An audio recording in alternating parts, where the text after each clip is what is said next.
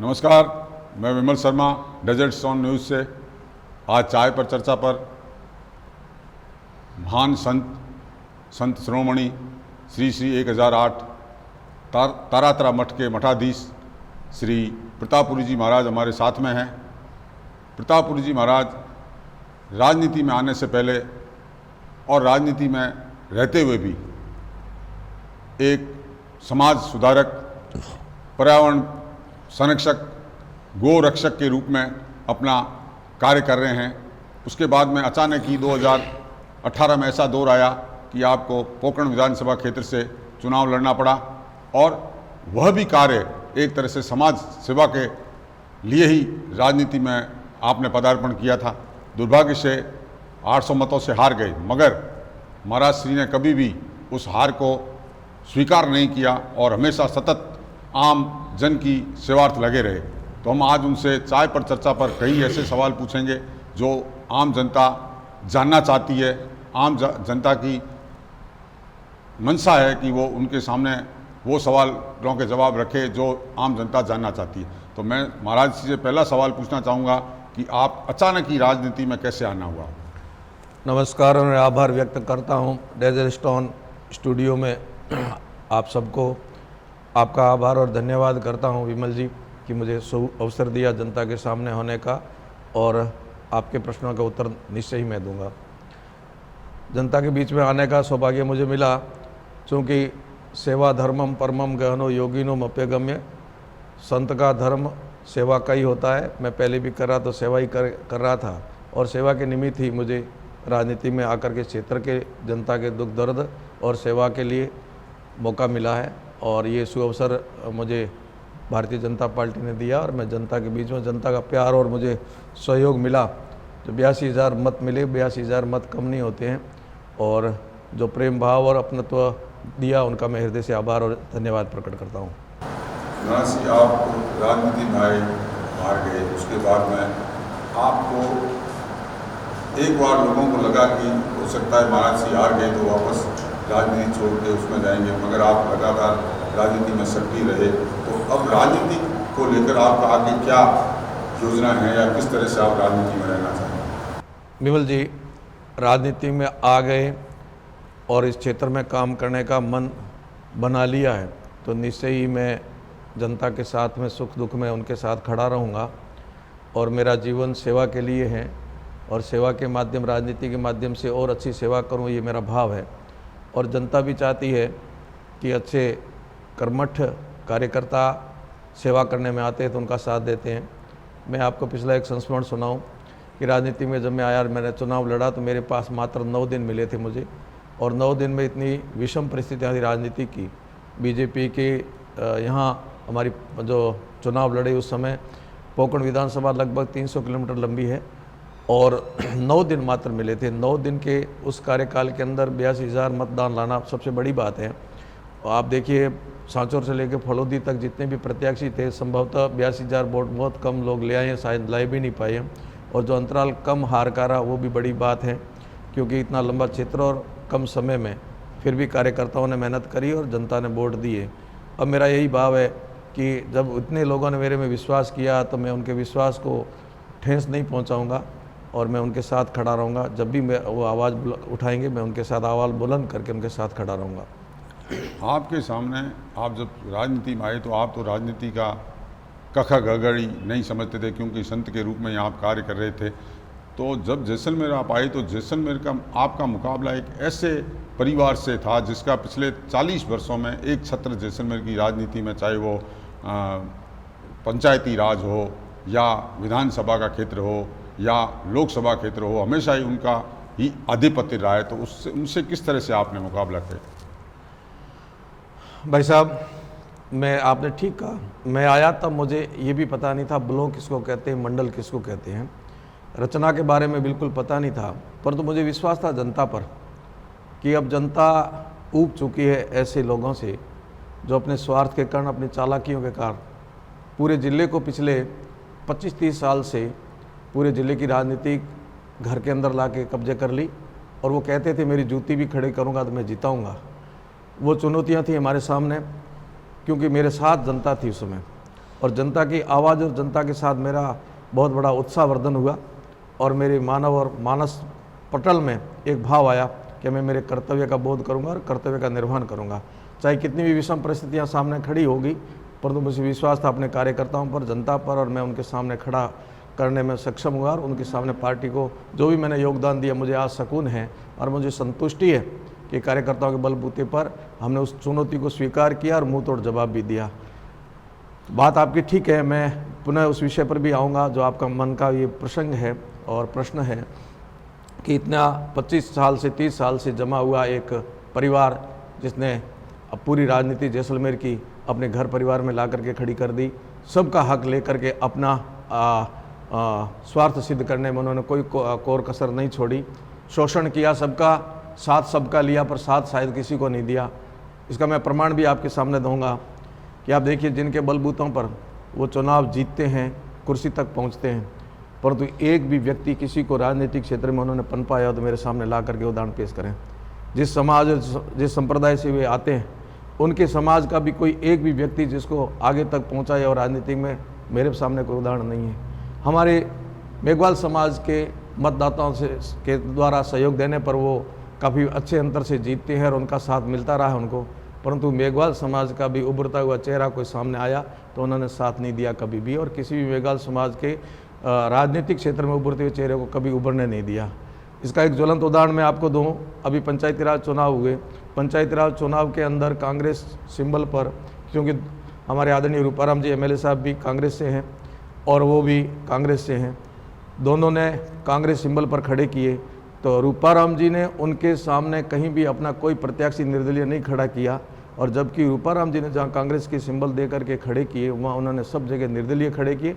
निर्दलीय वो नहीं खड़े किए, खुद के परिवार के ही खड़े कर दिए, ना तो वो किसी पार्टी के हैं, ना किसी परिवार के हैं, ना किसी समाज के हैं, केवल लगता ऐसा है कि वो केवल अपने लिए राजनीति कर रहे हैं, अपने लिए सोच रहे हैं। ये दुर्भाग्य है कि अब भी लोग नहीं समझ पाएंगे तो बहुत ही विषम परिस्थितियां हैं, और मुझे अब लग रहा है कि जनता भी जग चुकी है, समाज भी जग चुका है कि अब वो अपने अधिक स्वार्थ सिद्ध नहीं कर पाएंगे।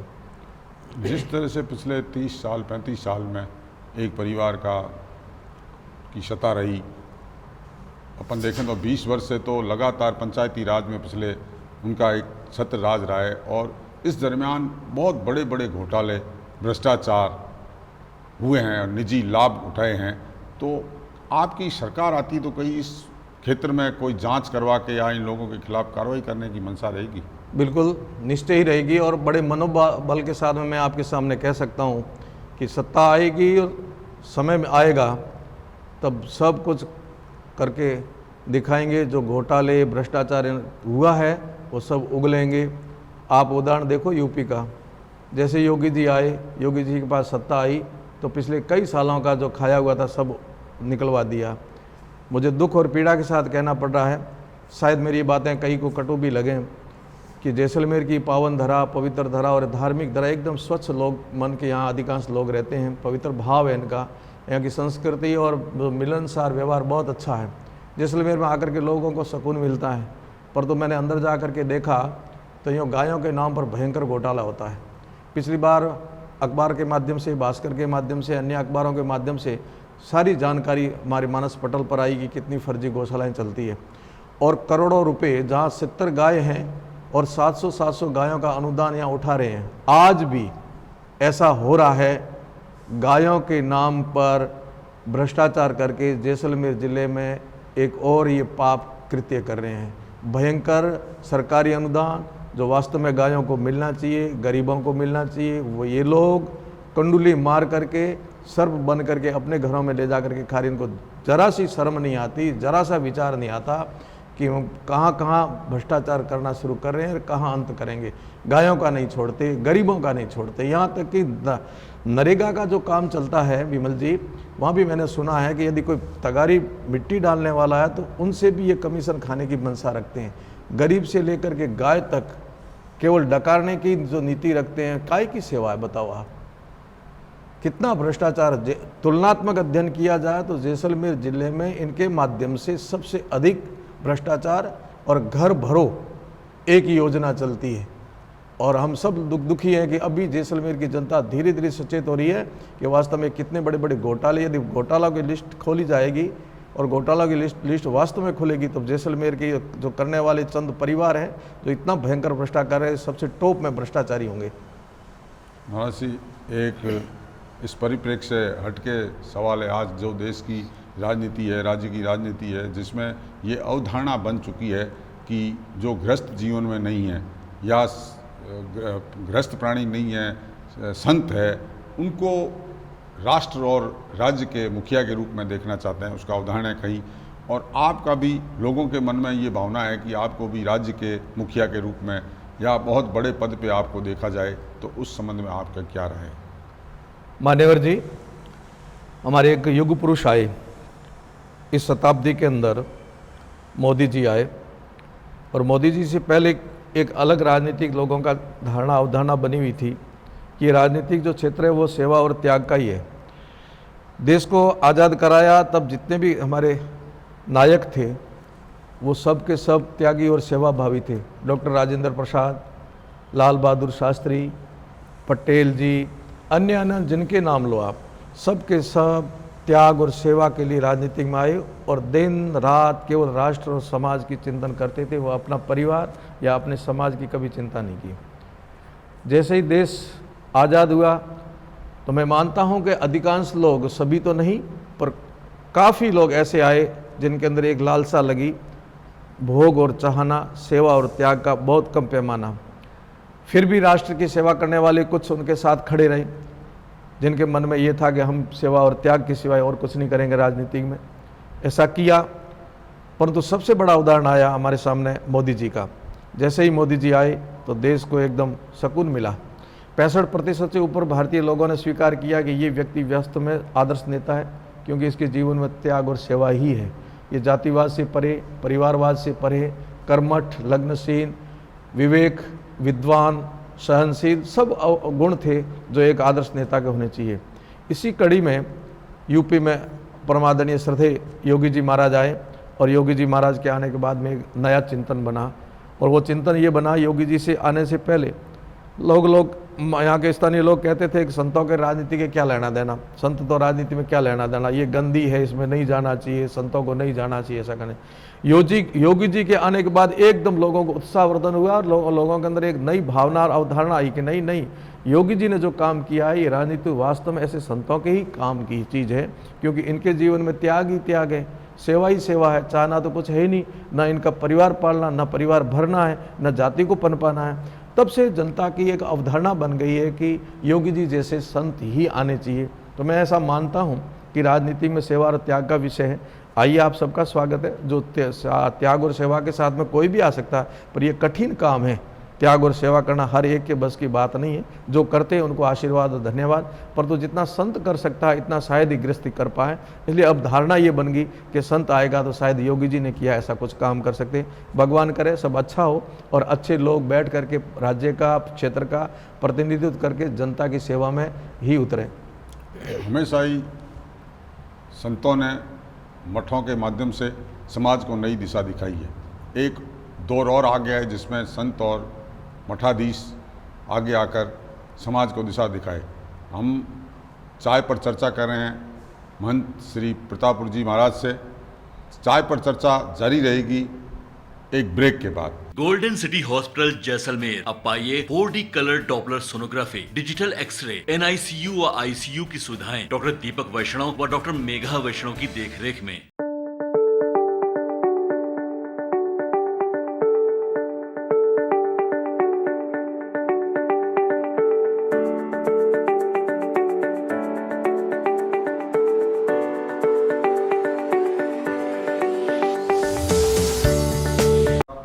ब्रेक के बाद एक बार फिर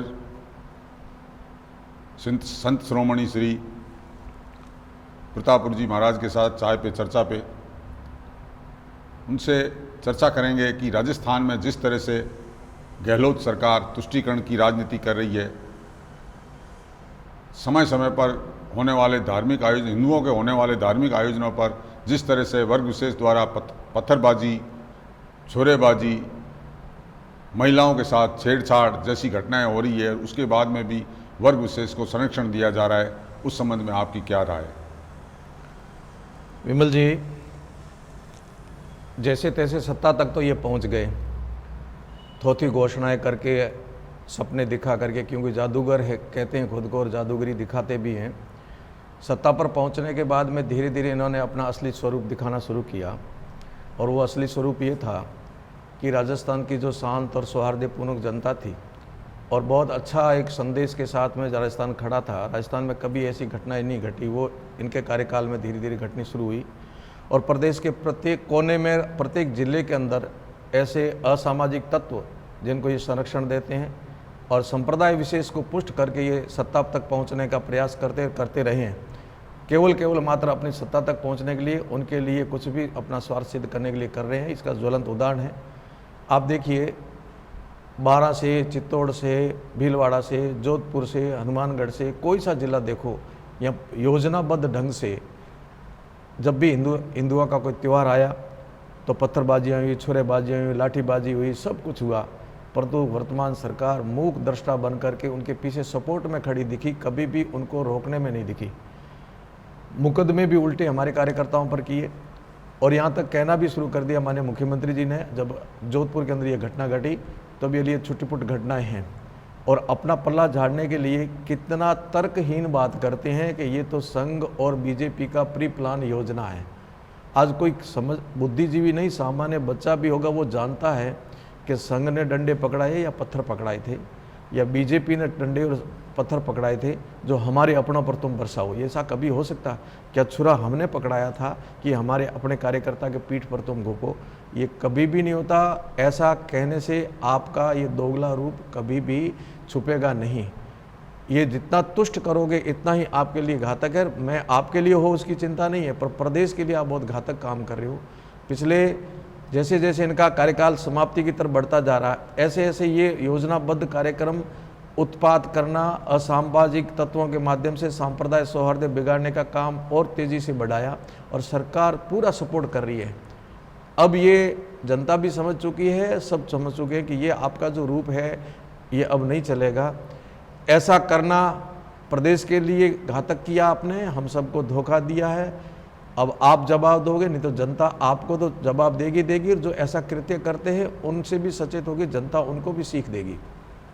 राज्य में जिस तरह से इन दिनों माहौल है, राज्यसभा के चुनाव हैं, राज्यसभा चुनाव को लेकर जिस तरह से कांग्रेस ने बाहरी उम्मीदवार को लाकर यहाँ टिकट दी है, उसको लेकर न केवल विधायकों में, राज्य की जनता में भी आक्रोश है कि जब हमने विधायक चुने वोट देने के लिए, तो बाहर के लोगों को लाकर जिस तरह से राज्यसभा में भेजा जाने की प्रक्रिया चल रही है, उसको लेकर क्या मानना है आप? कांग्रेस चटपटा रही है राजस्थान की, शुरू से लेकर आज दिन तक। कभी भी इनके प्रत्याशी तो छोड़ो, इनके विधायक भी इनके कब्जे में नहीं रहे। अभी मंत्री बोलने शुरू हो गए, खेल मंत्री जी, माननीय मंत्री जी बोले, उससे पहले घोगरा जी ने इस्तीफा दे दिया। असंतुष्टि की लहर जनता में ही नहीं, इनके खुद के जो प्रत्याशी नहीं, इनके जो खुद साथी है उनके अंदर भी है। कोई संतुष्टि नहीं। उससे पूर्व देखो आप, कितना बड़ा बवाल हुआ था, अपने जैसलमेर में आके डेरा डाला। इनकी सांसें रुक गई थी सबकी कि पता नहीं कब हमारे से सत्ता छीन ली जाएगी, कब चली जाएगी, हमारे साथी हमारा साथ छोड़ देंगे। ऐसी स्थितियाँ 12 महीने में खड़ी हो गई थी। इनके सत्ता के आते ही बहुमत लिया, फिर भी ये शांति से कभी भी बैठ नहीं पाए, शांति से राज नहीं कर पाए, शांति से जनता की सेवा नहीं कर पाए, ये उलझे हुए रहे हैं। तो ये अभी जो राज्यसभा का चल रहा है, बाहरी लाए और फिर भी इनके बस की बात नहीं। चाहे बाहरी क्या अंदर का भी खड़ा करते हैं या बाहर का खड़ा करते हैं, चटपटाई हुई है। और ये कुछ नहीं कर सकती, जनता की सेवा भी नहीं कर सकती, अपनों को भी नहीं रख सकती साथ में।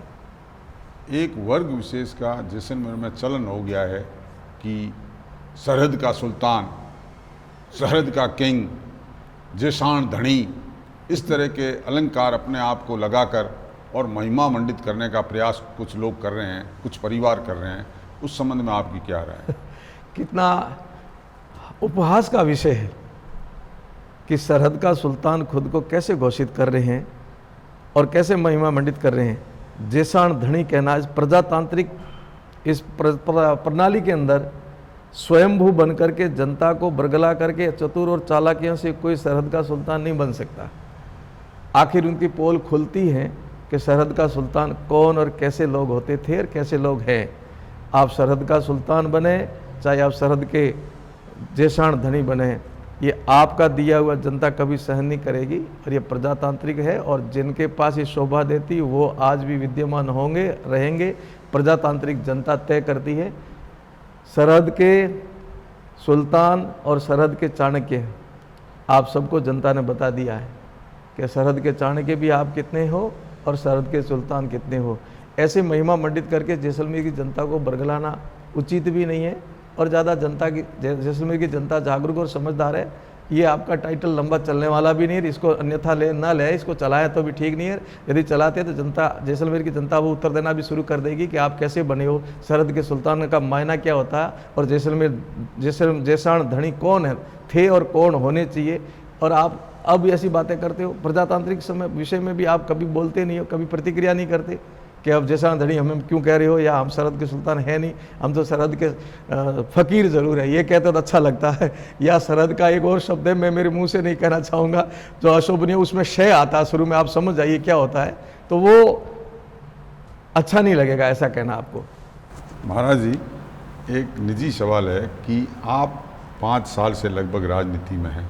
अप्रत्यक्ष रूप से तो हमेशा आपका आशीर्वाद रहा है राजनीतिज्ञों को। इस राजनीति में आने के बाद में किसी क्षण आपको लगा कि मैं राजनीति में को छोड़ के चला जाऊं?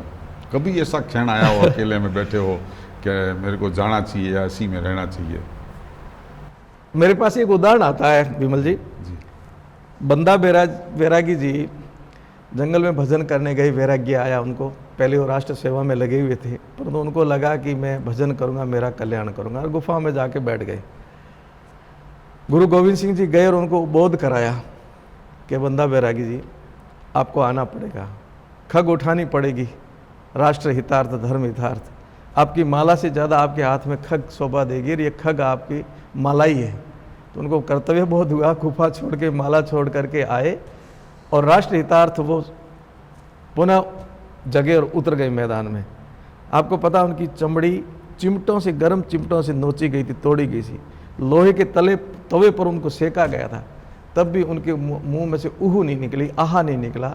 और उसने ये नहीं कहा कि नहीं नहीं मैं ये छोड़ूं, जंगल में जाऊं, भजन करूं। उन्होंने कहा नहीं, मेरा कर्तव्य का मुझे बोध हुआ है, मैं तिल तिल राष्ट्र के लिए जलूंगा, समाज के लिए जलूंगा, लगूंगा, चाहे मेरे ऊपर कितने भी कठोर कुछ भी आए। तो मेरे सामने वो एक आदर्श उदाहरण है। मेरे सामने जब भी ऐसा मन आता है, मैं उनको बंदा बैरागी जी को देखता हूँ, हमारे क्रांतिकारियों को देखता हूँ, अन्य संतों को देखता हूँ, जो केवल गुफाओं में नहीं बैठ करके नर सेवा, नारायण सेवा या राष्ट्र साधना से बड़ी साधना स्वयं की नहीं मानते। वो साधना, राष्ट्र साधना सबसे बड़ी साधना। और मुझे वो पंक्तियाँ भी याद आती है भर्तृ जी की। भर्तृ जी ने कहा है, सेवा धर्मम परमम गहनो योगिनो मप्य गम्य। अर्थात अपने आश्रम में, मठ में, गुफा कंदरा में बैठ के भजन करना बहुत आसान है, पर तो जनता के बीच में जाके जनता की सेवा करना योगियों के लिए भी दुर्लभ है। तो दो ऐसे मेरे सामने उदाहरण है, तो मेरा उत्साह बढ़ता है कि नहीं नहीं, मुझे राष्ट्र हितार्थ मेरे जीवन को समर्पित करना है और जग कल्याण के लिए जितना ही शरीर से बनेगा इतना। ये इदम राष्ट्राय इदम न ममा, ये शरीर और मन और चिंतन राष्ट्र की आहुति है बस। राष्ट्र का जो इन दिनों चिंतन और राष्ट्र का मनन चल रहा है, और जिस तरह से नरेंद्र मोदी जी का, प्रधानमंत्री जी का जो आह्वान है राष्ट्र के लिए, क्या ऐसी परिस्थितियां बने कि मोदी जी अपने पास आपको बुलाए कि भाई मेरे साथ आप काम करो, वैसी स्थिति में क्या करेंगे? मोदी जी की बहुत पारखी नज़रें हैं। पहले भारत रत्न, भारत विभूषण की पदवियां सुपार्श से दी जाती थी, अपनों को दी जाती थी, जो अपने निकट हैं उनके इर्द गिर्द घूमते हैं। परंतु अब मोदी जी की पारखी नज़रें, सुदूर जंगल में बैठा है, कोई पर्यावरण का काम कर रहा है, कोई गरीबों की सेवा कर रहा है, कोई पानी बचा रहा है, कोई कुछ कर रहा है, उनकी तक नज़रें पहुंचती। जहाँ तक आज दिन तक किसी नेता की नज़रें नहीं पहुंची, वह योगी जी की, मोदी जी की नज़रें पहुंचती है। और हमारी उन महाविभूतियों को उठा करके ला करके सम्मान भी करते हैं। आपने देखा एक योगाचार्य जी अभी अभी अपने सामने उनको पद्मश्री मिला या भारत रत्न मिला। ऐसे उड़ीसा से, बंगाल से, कर्नाटक से, विभिन्न प्रदेशों के एकदम किनारे में बैठे, कभी उन्होंने कल्पना नहीं की थी कि इन हीरो को, भारत के असली हीरो को ला करके योगी जी और मोदी जी उन हीरो को तराश करके सम्मान करते। मैं उनके लायक तो नहीं हूँ, परंतु जहाँ बैठा हूँ उनसे प्रेरणा ले करके मेरे जीवन में जितना बनेगा मैं काम करूंगा। मैं हर समय उनको मेरे पास ही समझता हूं, इसलिए वो मेरे पास ही है और मेरे को कब बुलाएंगे नहीं बुलाएंगे विषय नहीं, वो मेरे पास ही है। तो मैं उनकी प्रेरणा से जितना बनेगा काम करता रहूंगा, अपना काम उद्देश्य पूर्ति के लिए करता रहूंगा। संत शिरोमणि 1008 प्रतापपुरी जी महाराज से चाय पर चर्चा की, उन्होंने खूब आशीर्वाद दिया। अंत में चाय पर चर्चा समाप्त करें उससे पहले मैं संत शिरोमणि प्रताप जी महाराज से कहूँगा कि वो जैसलमेर की राष्ट्र की जनता के लिए एक संदेश क्या देना चाहते हैं, वो संदेश दें। जैसलमेर की जनता के प्रति बहुत आस्था है, बहुत हम लोग आशा भरी किरण से देखते हैं। और मुझे पुनः कुछ ऐसी पंक्तियां मैं कहता रहता हूं, मुझे याद आई, हम कौन थे, क्या हो गए और होंगे क्या अभी। पुनः दोहराता हूं ये पंक्तियां, हम कौन थे, क्या हो गए और होंगे क्या अभी, आओ मिलकर विचारें ये समस्याएं सभी। जैसलमेर का इतिहास, राजस्थान का इतिहास, भारत का इतिहास, हम कौन थे, हो क्या गए हैं वर्तमान में और क्या हो जाएंगे। इन समस्याओं पर बैठ करके हम एक जगह बैठ करके चिंतन नहीं करेंगे तो राम जाने भविष्य क्या बनेगा। और जिस दिन हम सब लोग एक साथ बैठना शुरू कर देंगे उस दिन भविष्य उज्जवल हमारा होगा, क्षेत्र का होगा, प्रदेश का होगा और देश का होगा। मुझे पूर्ण आशा और विश्वास है जैसलमेर की जनता पर, राजस्थान की जनता पर। सबसे पहले मेरे इन 2 जिले पश्चिमी राजस्थान के, जहाँ मेरा गृह जिला, मेरा कर्म क्षेत्र है, जैसलमेर और बाड़मेर, सब प्रकार की छोटी छोटी चिंतन, छोटी छोटी अवधारणाएं छोड़ करके लोग यहाँ से खड़े होंगे। छोटे छोटे स्वार्थ, छोटे छोटे अपने सपने छोड़ना है, छोड़ करके हम एक जगह बैठेंगे। सम गच्छध्वम सम वदध्वम सम्भव मनांसी जानताम देवा भागम यथा पूर्वे संजानाम उपासते। हम सब लोग एक साथ बैठेंगे, एक साथ चिंतन करेंगे और फिर महापुरुषों के बताए हुए मार्ग पर चलेंगे। मैं आशा और विश्वास के साथ यहाँ जैसलमेर की धरा पर आया हूँ और मुझे जैसलमेर की जनता के 36 कौम सब पर विश्वास है कि छोटी अवधारणाएं तोड़ करके विशाल हृदय और सबको आप अपनों को गले लगाते हुए एक नया संदेश खड़ा करोगे। जो हमारी ख्याति और खाती पहचान है जैसलमेर की, राजस्थान की और राजपूताना की, वो पूर्ण विश्व को दोगे और एक नया संदेश देंगे कि हम वास्तव में हमारी पूर्वजों की दी वो धन और धरोहर को, संस्कारों को लेके बैठे हैं। हम सब लोग एक होकर के प्रदेश और जिले के लिए नया चिंतन करेंगे। और जो हम घिरे हुए हैं, जकड़े हुए हैं, हमारा शोषण हो रहा है निहित स्वार्थों के कारण, कुछ लोग हमारा पिछले 25-30 सालों से शोषण कर रहे हैं, हर प्रकार से कर रहे हैं, वो समझ करके इससे बड़ा चिंतन करेंगे। एकजुट होकर के ऐसे निहित स्वार्थी लोगों को मुंह तोड़ जवाब दे करके पुनः जैसलमेर की धरा से खड़े होंगे। हम सब लोग खड़े होकर के अग्रसर बन करके आगे चलेंगे। प्रतिनिधित्व आपके पुरखों ने किया था और आप लोग प्रतिनिधित्व करते हुए पुनः ऊपर आगे बढ़ोगे। मेरी शुभकामना है जैसलमेर के प्रत्येक नागरिक को जो चिंतनशील है, अपने स्वार्थों से ऊपर उठ करके क्षेत्र और समाज का और राष्ट्र का चिंतन करते हैं, उन सबको मैं वंदन करता हूँ। आपको भी बहुत बहुत आभार और धन्यवाद करता हूँ कि मुझे आपने समय दिया और आपकी इस चैनल के माध्यम से नई क्रांति खड़ी होगी, ये भी मैं विश्वास रखता हूँ कि आपने सीमांत क्षेत्र में एक मोर्चा संभाला है पत्रकारिता के माध्यम से। चूँकि आप पहले काफ़ी वर्षों से आपका अनुभव रहा, आप रहे हो, परंतु आप स्वतंत्र ढंग से अब आपने एक नई उड़ान भरनी शुरू की है और ये आपकी उड़ान बुलंदियाँ केवल जैसलमेर तक नहीं रहेगी। मुझे आशा और विश्वास और मैं आशीर्वाद देता हूँ कि आपकी ये उड़ान आगे तक चले। ये बालू के कण यहाँ से उड़ के स्वर्णिम कण बन के पूरे देश और प्रदेश के अंदर एक स्वर्णिम हो जाए। हम लोग भारत को महाशक्ति बनाने में और विश्व गुरु बनाने में अपनी छोटी सी भूमिका जो हो कर्तव्य निष्ठा के साथ में निभाएंगे। मैं पुनः आप सबका आभार और धन्यवाद व्यक्त करता हूँ। चाय पर चर्चा पर महाराज जी से लंबी चर्चा की, महाराज जी ने हमें आशीर्वाद दिया और जो हमारे प्रति उनकी आशीर्वाद है, हम उस आशीर्वाद पर खरा उतरेंगे। ये डेजर्ट स्टॉर्म पूरा प्रयास करेगा। मेरे साथी पुष्पेंद्र बोरा, विनर शर्मा, आस्करण के साथ में महाराज जी का बहुत बहुत धन्यवाद। चाय पर चर्चा यहीं समाप्त करते हैं। धन्यवाद। जय हिंद। आभार।